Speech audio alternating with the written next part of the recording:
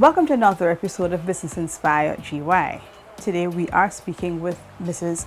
Christine DeCambra Forrester, the owner of Everything Makes Craft. As we are talking with Christine today, Christine is in the process of opening her 5th location. Christine, what has the journey of Everything Makes Craft been? Well, Ivor, the journey has been amazing. Non-stop speed, little days of rest, but long moments of happiness. How did you get into this craft business? Well, it all started when I was home with my 2 children. They were 1 and 6 at the time.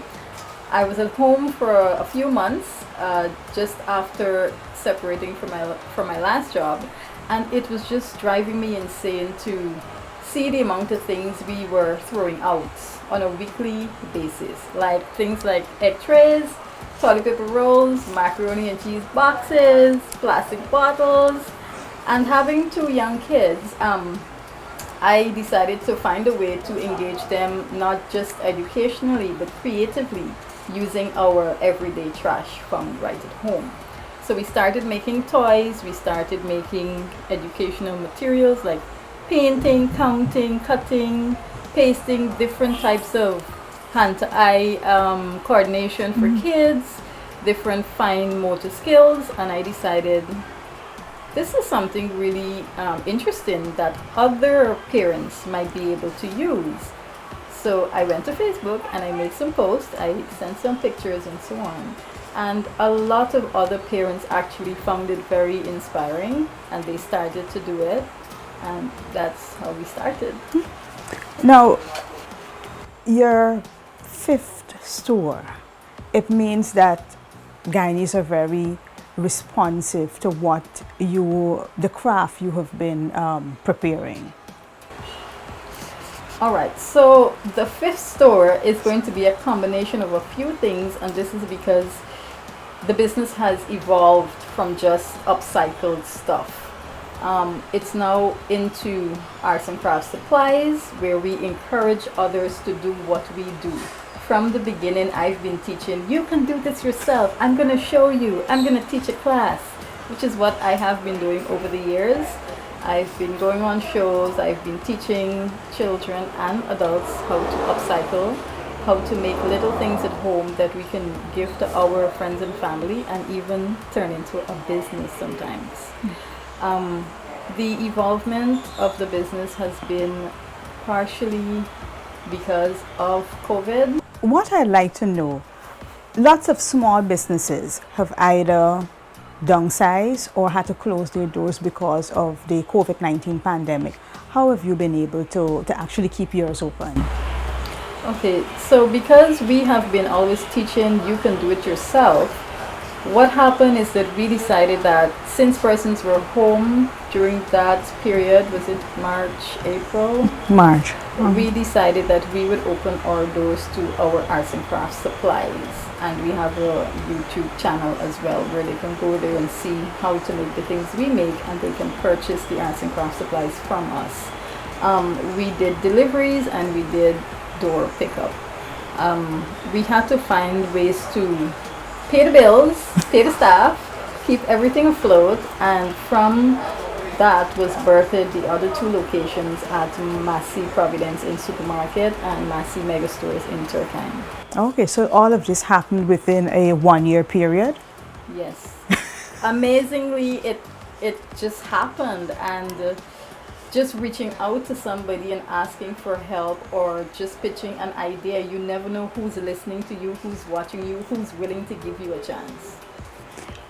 As a mother, a wife, how have you been able to balance it now that children are home? I mean, you will have to teach and also run a business full time. How have you managed to do it? I would love to take the credit for this. However, my husband, Hubert Forrester, he cannot go into the office because of the whole COVID-19 protocol, so he has to work from home, and our children would be at home with him. So he takes care of the teaching, I take care of everything else.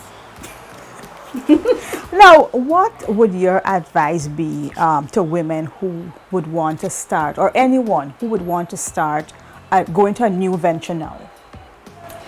Okay, going into a new venture, you need to really identify what your strengths are and what your passion is, because it wouldn't make much sense to go into something that has fast money, but then you're not passionate about it, you don't like it, and it's just going to be a dead end job basically.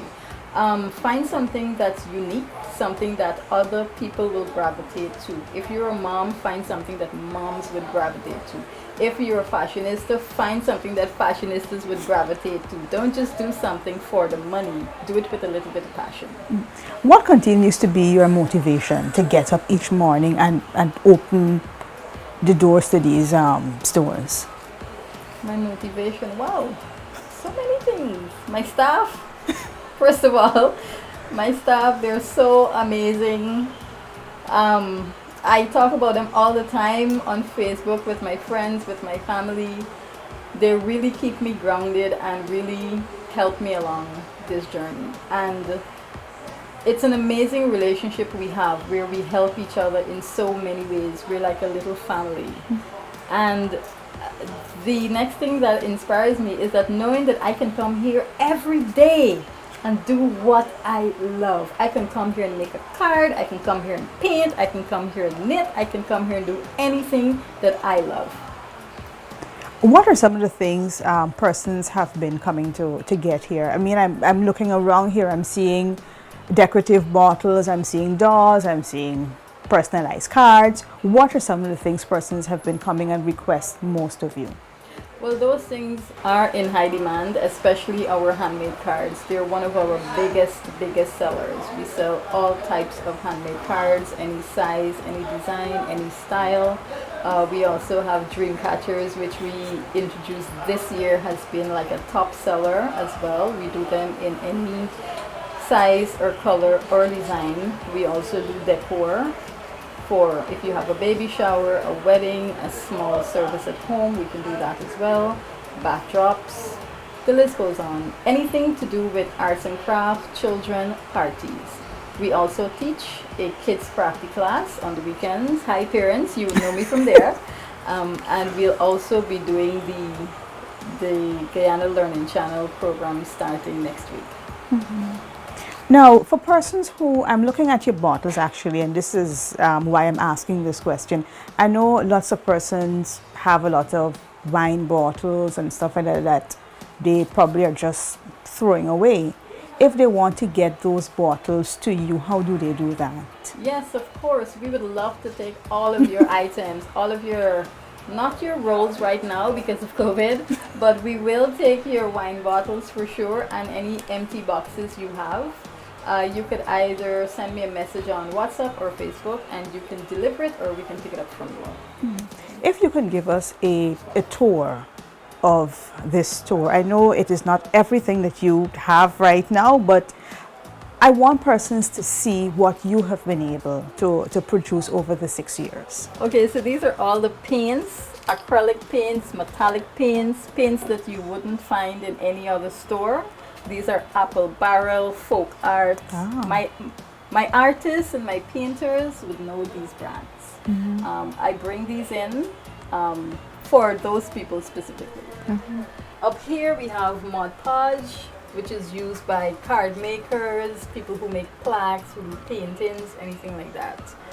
Down here we have knitting items, glass beads, if you're into cross stitch, all the old folks who know about this, the young folks, the young folks wouldn't understand what is a tatting thread, they will not get it. But I have a certain amount of customers that would come in and just go crazy for these because you don't find these anywhere else today. More paints, a lot of paints, stamps. These stamps are for the card makers. They come in about 30 colors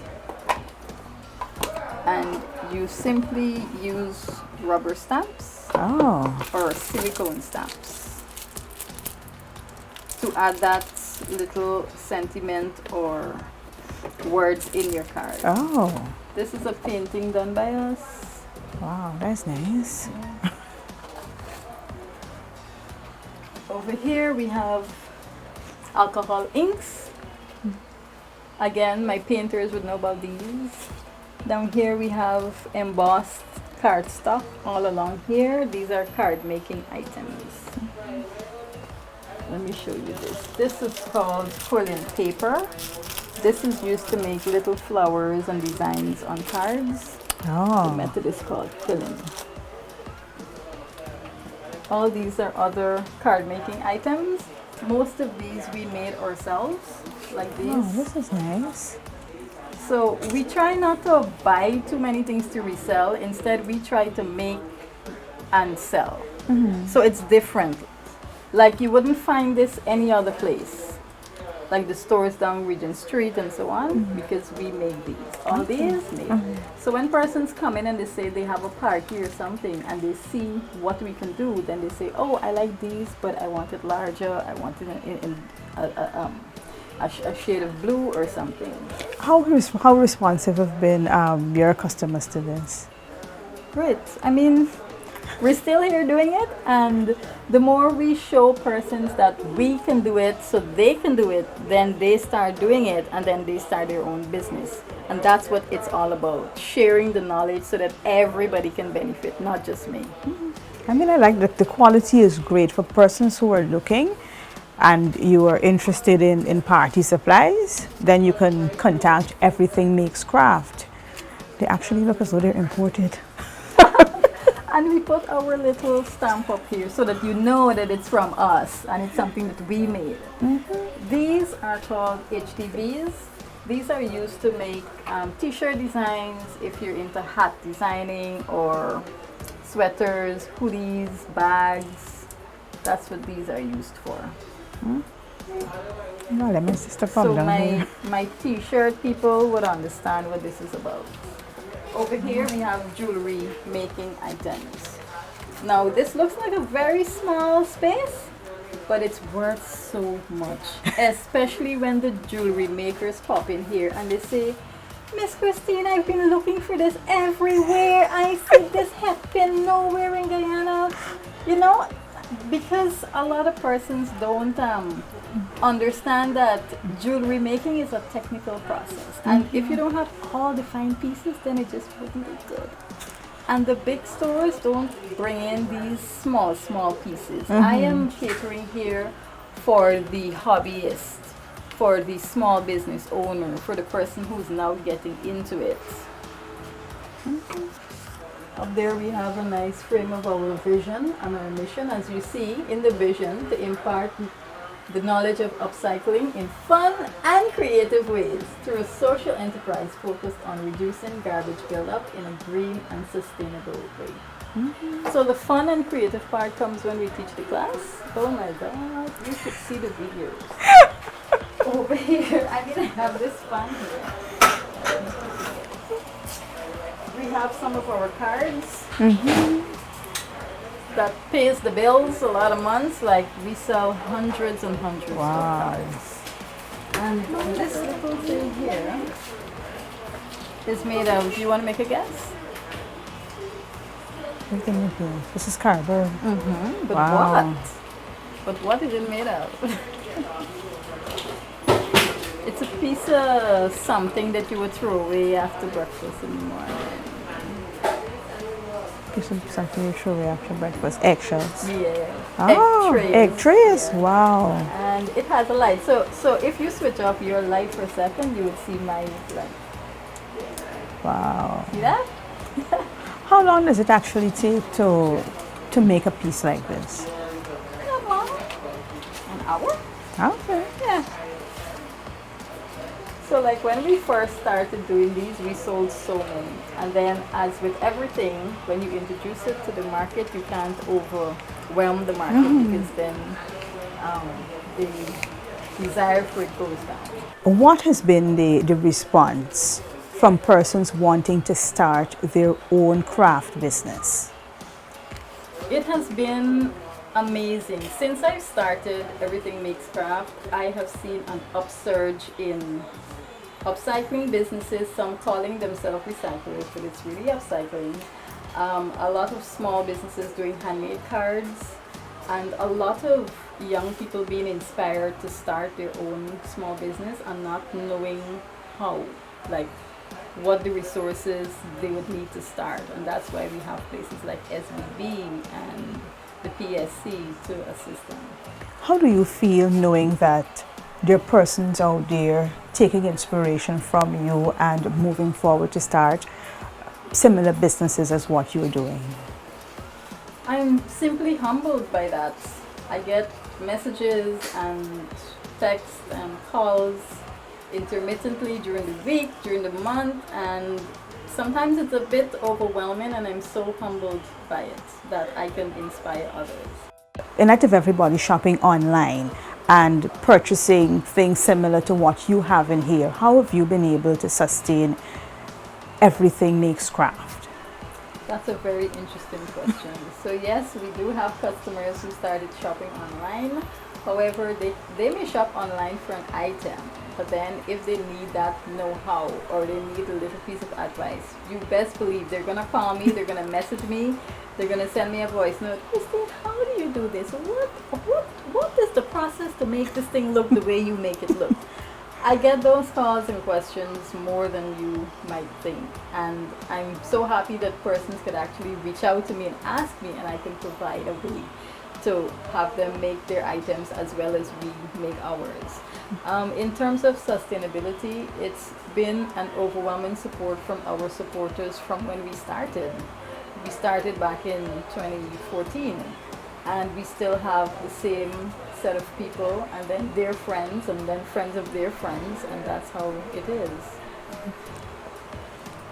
And that's a wrap for this episode of Business Inspired GY.